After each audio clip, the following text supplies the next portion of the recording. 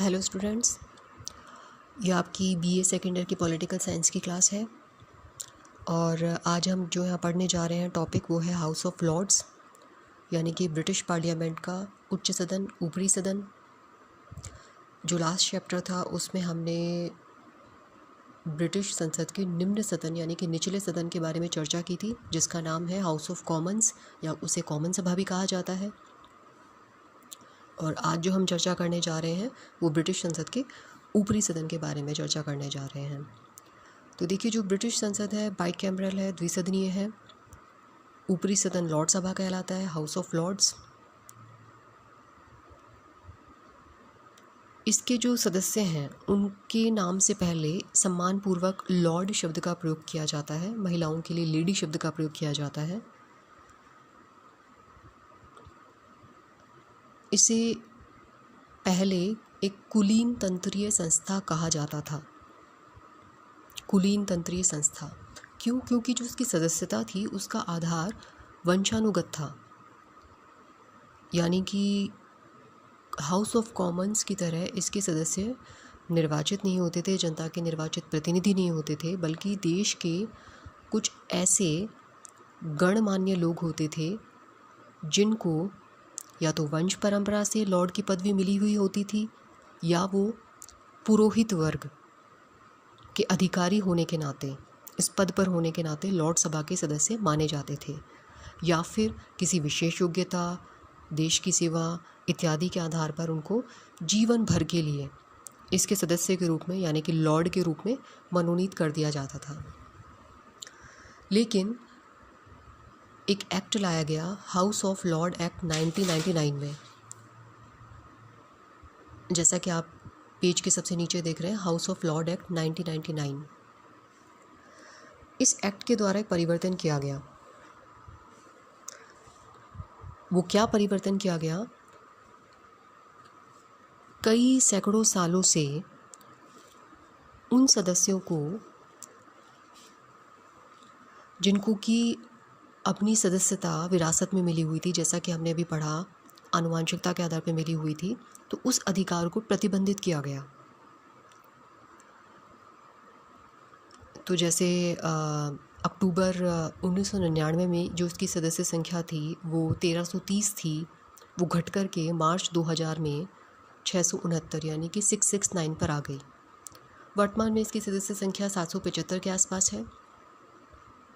Exam में आपसे ये क्वेश्चन नहीं पूछा जाएगा कि लॉर्ड सभा की सदस्य संख्या कितनी है, ये घटती बढ़ती रहती है, फिक्स नहीं है। लेकिन हाउस ऑफ कॉमन्स की जो सदस्य संख्या है वो क्या है? फिक्स है। और वो कितनी है? 650। तो इस एक्ट के द्वारा सदस्यता पर इस तरीके से परिवर्तन किया गया। तो 92 मेंबर्स ऐसे हैं जो कि आनुवांशिक आधार पर जिनको अनुमति मिली हुई है सदन में रहने की।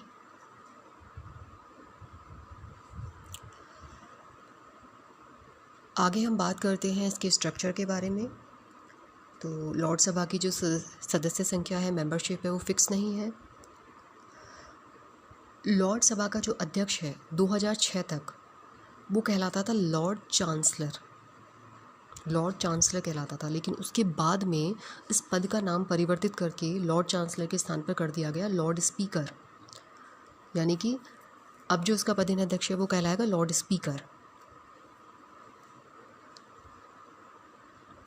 आगे हम बात करते हैं हाउस ऑफ लॉर्ड के कार्य और शक्तियों के बारे में, उसकी पावर्स और फंक्शंस के बारे में।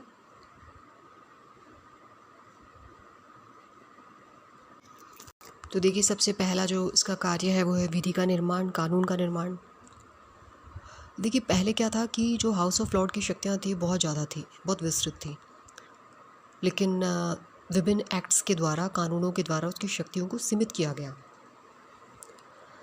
तो वर्तमान में इसकी शक्तियाँ क्या हैं? जैसा कि आप स्क्रीन पे देख रहे हैं, सबसे पहला कानून निर्माण के बारे में अगर हम बात करें लॉर्ड सभा की शक्तियों के बारे में, तो वो बहुत सीमित हैं। यह साधारण विधेयक को 1 वर्ष तक रोक सकती है। अच्छा, जो इसके द्वारा कोई संशोधन सुझाया जाता है उसको मानना न मानना ये सभी किस पे डिपेंड करता है? निम्न सदन पे, कॉमन सभा पे डिपेंड करता है। इस सदन में विधेयकों पर उच्च स्तर का विचार विमर्श होता है। कई महत्वपूर्ण मुद्दे ऐसे होते हैं जिन पर ये एक तटस्थ भाव से विचार विमर्श करती हैं। आगे हम बात करते हैं इसकी वित्तीय शक्तियों के बारे में, फाइनेंशियल पावर्स के बारे में। तो देखिए, जो कॉमन सभा है, जो हमने साधारण विधेयक के बारे में बात की, तो जो उच्च सदन है यह साधारण विधेयक को 1 वर्ष तक रोक सकता है, और जो धन विधेयक होते हैं इनको 1 माह से ज़्यादा नहीं रोक सकता है। तो ये थी इसकी फाइनेंशियल पावर। फिर आगे बात करें इसकी कार्यपालिका शक्तियों के बारे में। तो जो लॉर्ड सभा के सदस्य हैं, जिस प्रकार से निम्न सदन के सदस्य मंत्रियों से प्रश्न पूछ सकते हैं, आलोचनाएं कर सकते हैं, उस प्रकार से लॉर्ड सभा के सदस्यों को भी कॉमन सभा के सदस्यों के भांति मंत्रियों से प्रश्न पूछने का अधिकार प्राप्त है। शासन की नीतियों पर, कार्यों पर खुला वाद विवाद कर सकती हैं, आलोचनाएं कर सकती हैं। तो पहले लॉर्ड सभा जो थी, इसको कॉमन सभा की तुलना में शक्तियाँ प्राप्त थी, लेकिन जैसे जैसे लोकतांत्रिक विकास हुआ तो इसकी शक्तियाँ जो थी वो छिनती गई तथा कॉमन सभा की शक्तियाँ बढ़ती गई। देखिए, ऐसा होना स्वाभाविक भी है, क्योंकि जो कॉमन सभा है, हाउस ऑफ कॉमन है, उसके सदस्यों का जो उसकी सदस्यता होती है वो किस आधार पर होती है? उनको जनता के द्वारा चुना जाता है प्रत्यक्ष रूप से। तो जाहिर सी बात है कि कॉमन सभा की शक्तियाँ लोकतांत्रिक विकास के फलस्वरूप अधिक होनी भी चाहिए। तो इन उपयुक्त शक्तियों को अगर हम देखें तो हाँ, ये प्रतीत होता है कि ब्रिटिश शासन व्यवस्था में जो लॉर्ड सभा है वो एक शक्तिहीन, महत्वहीन संस्था बन गई है। वास्तव में क्या है कि लॉर्ड सभा की जो शक्तियाँ हैं वो इतनी सीमित हैं कि जन सामान्य की इच्छा को कार्यान्वित करने में कोई विशेष बाधा उपस्थित नहीं करती हैं। लॉर्ड सभा कभी भंग भी नहीं होती है। तो ये ताज के समान क्या है, एक निरंतरता का साधन बनी हुई है। उच्च कोटि का विचार विमर्श होता है।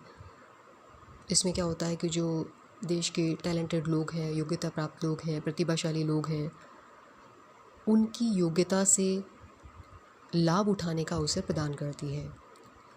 तो यहाँ पे क्वेश्चन ये भी बनता है कि जो लॉर्ड सभा है, इसके पक्ष और विपक्ष में तर्क क्या है? वर्तमान में ये महत्वपूर्ण संस्था है या महत्वहीन संस्था बन गई है? तो देखिए, इसमें सबसे पहले हम लॉर्ड सभा के विपक्ष में तर्क रखते हैं, इसके विपक्ष में बात करते हैं। तो सबसे पहला पॉइंट है कि यह अप्रजातांत्रिक है। इसकी सदस्यता का एक आधार क्या है? वंशानुगत, वंश के आधार पे।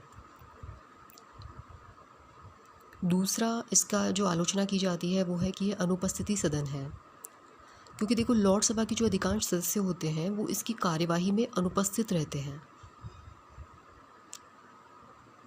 तीसरी, इसकी आलोचना की जाती है, विपक्ष में तर्क दिया जाता है कि शक्तिहीन सदन है। वित्तीय क्षेत्र हो, कार्यपालिका क्षेत्र हो, हमने इसके बारे में अध्ययन किया तो इसकी शक्तियाँ कैसी है? नगण्य हैं। इसकी अनुमति के बिना भी साधारण विधेयक हो चाहे वित्त विधेयक हो, वो सब कानून का रूप धारण कर सकते हैं। हालांकि उनमें संशोधन तो कर सकती है, लेकिन निम्न सदन यानी कि हाउस ऑफ रिपब्लिक, जो हाउस ऑफ कॉमन्स है, वो इसे स्वीकार करे या अस्वीकार करे, वो दोनों कर सकता है। स्वीकार भी कर सकता है या अस्वीकार भी कर सकता है। मंत्रिमंडल इसके प्रति उत्तरदायी नहीं है, कॉमन सभा के प्रति उत्तरदायी है। चौथा पॉइंट है कि इसमें जनसाधारण का प्रतिनिधित्व नहीं है। तो विंस्टन चर्चिल जो हैं, उन्होंने हाउस ऑफ लॉर्ड के बारे में एक बात कही थी, एक कोटेशन है कि यह अप्रातिनिधिक, अनुत्तरदायी और अनुपस्थित सदन है। ये विंस्टन चर्चिल की कोटेशन है। अब हम आगे बात करते हैं इसके पक्ष में। अगर हम तर्क दें कि लॉर्ड सभा जो है इसका अपना एक महत्व है, तो उसके पक्ष में क्या तर्क दिए जा सकते हैं? देखिए, इस सदन में ज्ञान, कुशलता, अनुभव, उनको स्थान दिया गया है। तो हमें जो इसके सदस्य हैं उनके अनुभव से, उनके ज्ञान से हमें परिचित होने का, उसे फ़ायदा उठाने का एक मौका मिलता है। इसी तरीके से सेकंड पॉइंट है कि यह विचार विमर्श करने वाली प्रतिष्ठित सभा है। किसी भी कानून के बारे में बनने से पहले यह उस पर खुल कर के पर्याप्त समय लेकर के विचार विमर्श कर सकती है। इसके अलावा यह सरकार की नीतियों को संतुलित बनाने में सहायक है और कुछ हद तक ये ऐसा भी कार्य करती है कि सरकार की निरंकुशता पर रोक लगाती है। तो ये इसके पक्ष और विपक्ष में तर्क है। और आज जो हमने अध्ययन किया वो हाउस ऑफ लॉर्ड्स के बारे में अध्ययन किया। बाकी के नेक्स्ट वीडियोज़ में। Thank you.